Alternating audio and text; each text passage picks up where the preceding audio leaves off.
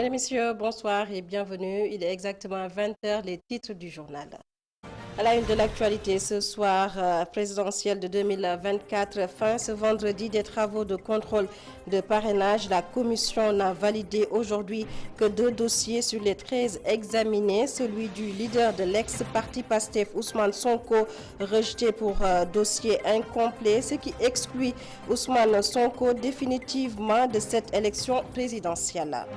En perspective à ce scrutin, l'interdiction du CNRA à compter de ce vendredi 5 janvier 2024, le Conseil national de régulation de l'audiovisuel interdit toute propagande déguisée. Le CNRA invite les médias à respecter la période de pré-campagne du vendredi 5 janvier à 0h au samedi 3 février 2024 à minuit. Nous ferons un tour à la Sun TV et à Walfadjri pour voir comment ces médias vont-ils s'adapter. Le reportage à suivre dans cette édition. Dans ce journal également, la prise en charge des préoccupations du monde rural. La question intéresse le CNCR. Le cadre de concertation et de coopération des ruraux appelle à une révision de la loi d'orientation agro-silvopastorale. Les membres étaient à Kaolack pour une rencontre de 2 jours. Le compte-rendu de notre correspondant permanent Sekou Diallo à suivre également dans cette édition. Voilà pour les titres. Le développement, c'est juste après ceci.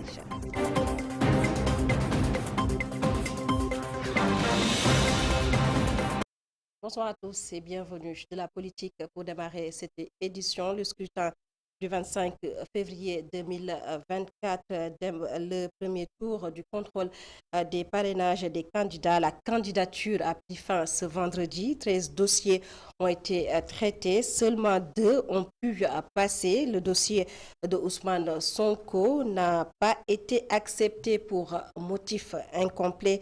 Les autres sont rejetés pour motif de doublon. Le compte-rendu de Khadija Nadjouf. 13 mandataires de partis sont passés aujourd'hui au Conseil constitutionnel. Ils demandent l'attestation de la CDC. Donc, même si on a déposé 48 848 parrains, ça ne fera pas l'objet de contrôle. Donc, on doit demander gentiment de libérer la salle. Amsatou Sow Sidibé recalait les raisons une attestation du Conseil de dépôt et de consignation produite tardivement. Son mandataire Amadou Sow explique. Ce qui s'est passé, c'est qu'au moment de déposer notre dossier de candidature, nous n'avons cette attestation de caution était, à notre grande surprise, manquante dans le dossier de la Caisse de dépôt et consignation pour produire un duplicata. Ce duplicata, nous l'avons transmis par le biais du greffe au président du Conseil, à Monsieur le Président du Conseil constitutionnel, qui l'a bien reçu et qui nous a signifié aujourd'hui que notre dossier ne pouvait pas être étudié parce que ce document était manqué. Bougane Gueye Dany et Thierno Alassane Sall passent au second tour. Pour Bougane, 19 000 parrains à régulariser et 13 465 pour Thierno Alassane Sall. Pour 19 000 maintenant, avec une région à compléter, je crois que ça peut aller. La seule chose que nous déplorons, c'est le fait que les candidats qui sont passés avant nous avaient déjà l'information concernant le doublon externe et ils ont automatiquement commencé le travail pour rectifier les régions ou bien les parrains qu'ils ont perdus. Alors que nous, à la 90e place, on va nous notifier aujourd'hui. À partir d'aujourd'hui, on n'aura que 48 heures. Entre doublons et faute d'attestation, beaucoup de dossiers ont été invalidés par le Conseil constitutionnel. Sur 13 passages, seuls 2 sont passés au deuxième tour. Tous les autres ont été rejetés, parmi eux la candidature d'Ousmane Sonko invalidée pour complément de dossier. La candidature d'Ousmane Sonko invalidée, ce qui exclut le leader de l'ex-parti PASTEF de cette élection présidentielle du 25 février 2024. En réaction, son mandataire dénonce une violation de la loi. Maître Ciré Clédor Ly au micro de notre reporter Aliou Sowa. Le Sénégal a décidé de s'engager dans une grande farce électorale. Tout le monde a pu constater que le processus électoral manque non seulement de transparence, mais aussi de probité. Tout est opaque. Aujourd'hui, les candidats ne peuvent même pas savoir s'ils ont le bon fichier électoral. Personne aujourd'hui ne peut dire quelle est la composante du fichier électoral. Personne ne peut dire comment ont été paramétrées les clés USB qui ont été remises. Et ce qui quand même est révoltant, c'est qu'il est prévu par la loi qu'il y a une commission de contrôle des parrainages. En vous référant à la loi, vous verrez que cette commission est composée aussi du représentant du candidat. Et c'est cette commission qui procède à la vérification pour savoir si une candidature est recevable ou irrecevable. Lorsque nous sommes entrés, le président Badio Camara nous a immédiatement notifié le fait que le dossier était incomplet. Cela veut dire que le dossier a été ouvert et exploité en l'absence du mandataire et représentant de Ousmane Sonko, ce qui est une violation flagrante de la loi. On lui a posé la question de savoir si le dossier est incomplet. Qu'est-ce qui pourrait être incomplet?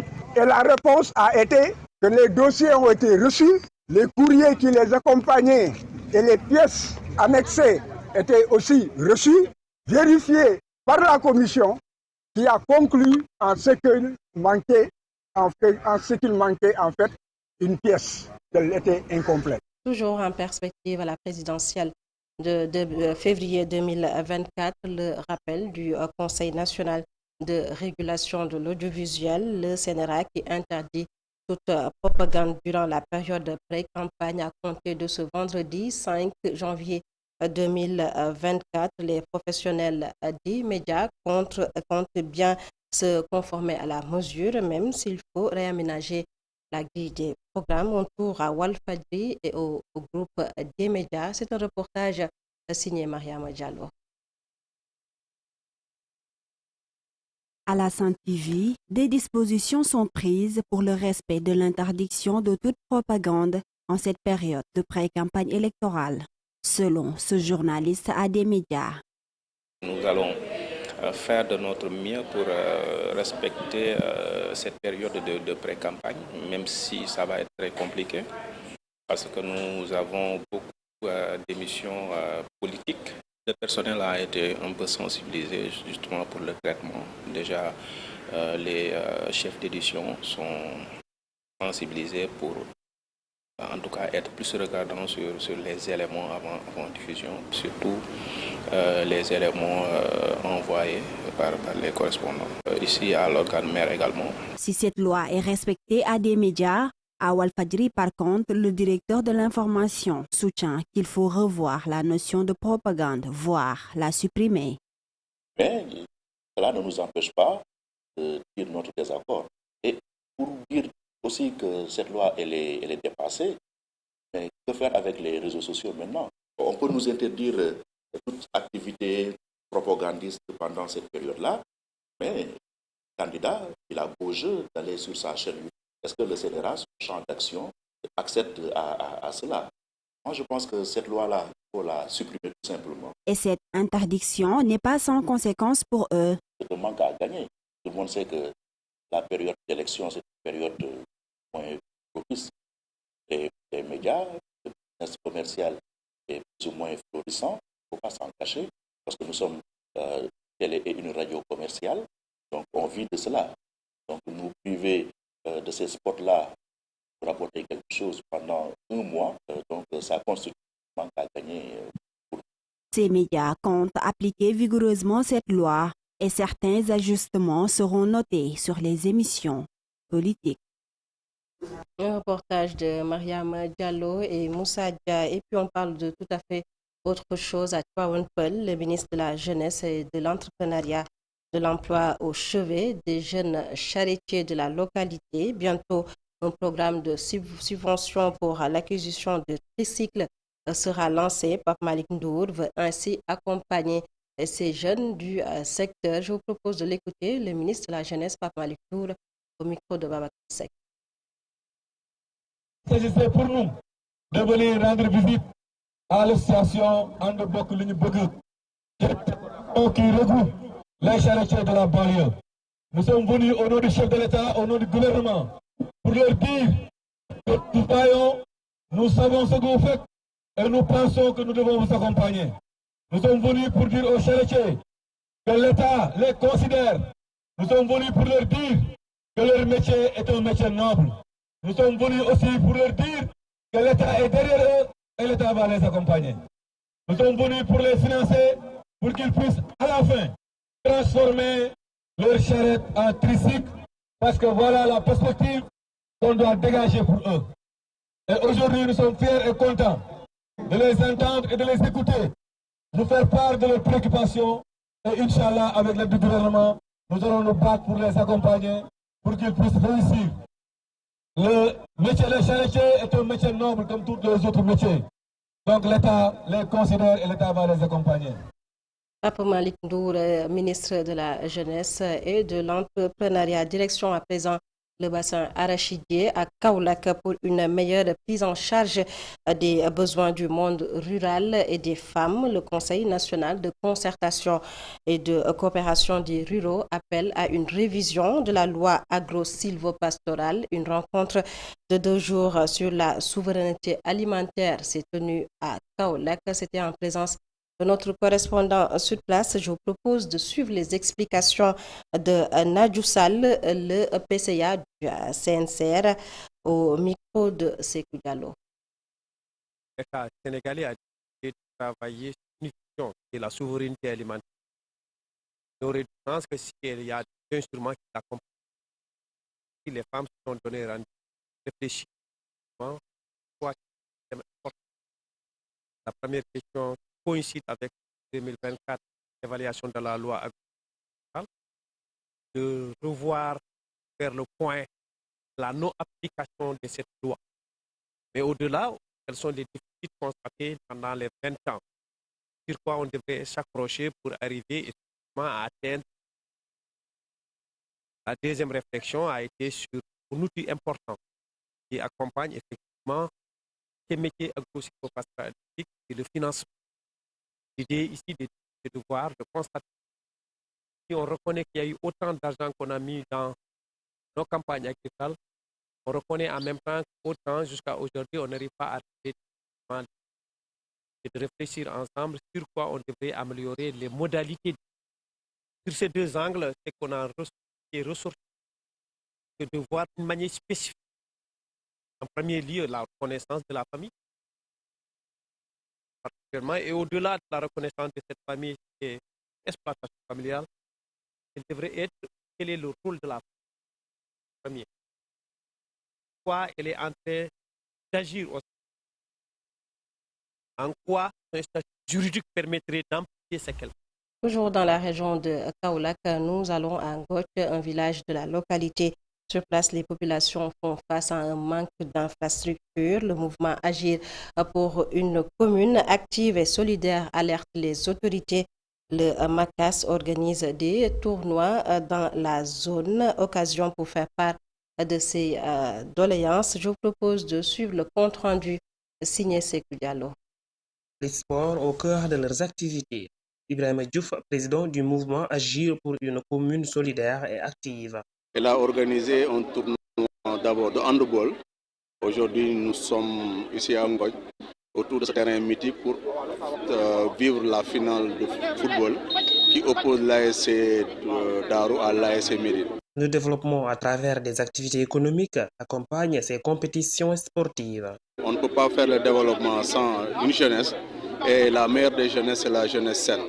C'est pourquoi nous organisons ce tournoi-là, pour raffermir les relations entre la jeunesse, développer le potentiel sportif qui se trouve chez cette jeunesse-là et véritablement participer au développement de la commune par la composante jeunesse. Ngoch fait partie des plus gros villages de la commune de Dia, mais il souffre toujours d'un manque criant d'infrastructures sportives. La particularité de ce village, c'est un gros village. C'est l'un des plus gros villages de la commune de Dia. Et donc qui grandit avec cette jeunesse qui a besoin d'infrastructures sportives. Donc nous appelons de nos voeux, nous appelons de vive voix les autorités pour qu'elles pensent véritablement au village de Ngoch, notamment à ces infrastructures sportives et infrastructures culturelles. À travers ce tournoi de football, l'occasion a été saisie par les organisateurs de sensibiliser les jeunes sur la migration irrégulière. Bekou Diallo, après le défi à Paris-Dakar, un trajet de près de 7000 km à vélo, Mamadou Bamba Ndiaye compte organiser une randonnée ce samedi 6 janvier 2024 à Somone, un événement organisé en collaboration avec la Fédération sénégalaise de cyclisme. Mamadou Bamba Ndiaye, porteur du projet La route de la soif et de l'espoir, au micro notre correspondant à Mbour, Muntaga Kana. Sénégal ñu bëri li ñu xamul mooy c'est un pays de vélo. Tey jii nii boo gisee àdduna bi ni muy doxee. Beaucoup ne savent pas que le Sénégal est un pays de vélo. On parle partout dans le monde d'écologie, de réchauffement climatique, de développement durable. Or, le vélo, c'est zéro pollution. C'est pourquoi dans certaines villes comme Amsterdam et Paris, il y a des zones qui sont exclusivement réservées au vélo. À mon avis, il faut inculquer le vélo dans l'éducation des enfants à bas âge. Le ministère des Sports, le ministère du Tourisme et même celui de l'Environnement doivent soutenir le cyclisme. Parce que, comme je l'ai dit, le vélo contribue au développement durable, à l'écologie et la lutte contre le réchauffement climatique. D'ailleurs, nous sommes programme environnement, sport et santé. Les propos de Mamadou Bamba Ndiaye recueillis et traduits par notre correspondant à Mbour, Muntaga Kana. Et puis à Kaffrine, des enfants handicapés privés du droit à l'éducation. Ils sont souvent exclus du système éducatif, une situation que dénonce la présidente de l'association des handicapés de Katakel. Selon elle, tous les enfants ont droit à une éducation de qualité. Aïssatou Sissé, je vous propose de suivre. Elle est avec notre correspondant à Kaffrine, Boubacar Fall. ñu gis xale yi nga xam ne dañuy dund ak laago ñu leen di nëbbu ci kër yi di leen làq ci kër yi di leen xeeñ seen àq ak seen yelleef la ñu bëgg ñu génn leen. Beaucoup d'enfants handicapés sont retenus dans les maisons, donc privés de leurs droits. Ces enfants ont le droit d'avoir des extraits de naissance, d'aller à l'école, d'étudier et de réussir, pour que demain ils n'aient pas à faire la manche. Priver une personne de liberté une seule journée est déjà difficile. Imaginez s'il s'agit de plusieurs années.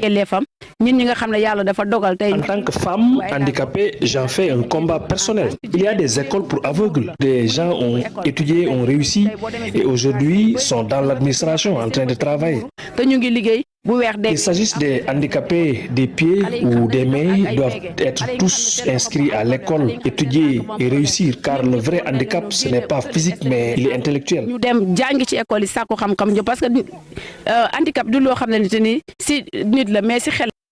Et puis, note de culture pour boucler cette édition, 11e édition du Festival des Arts et de la Culture à Keur Madiabel. Durant 3 jours, les habitants de cette localité ont magnifié la diversité culturelle de la zone. Le maire de la localité a pris l'engagement d'accompagner les jeunes talents de sa commune, Abdoulaye Diatta, maire de Keur Madiabel, au micro de notre correspondance.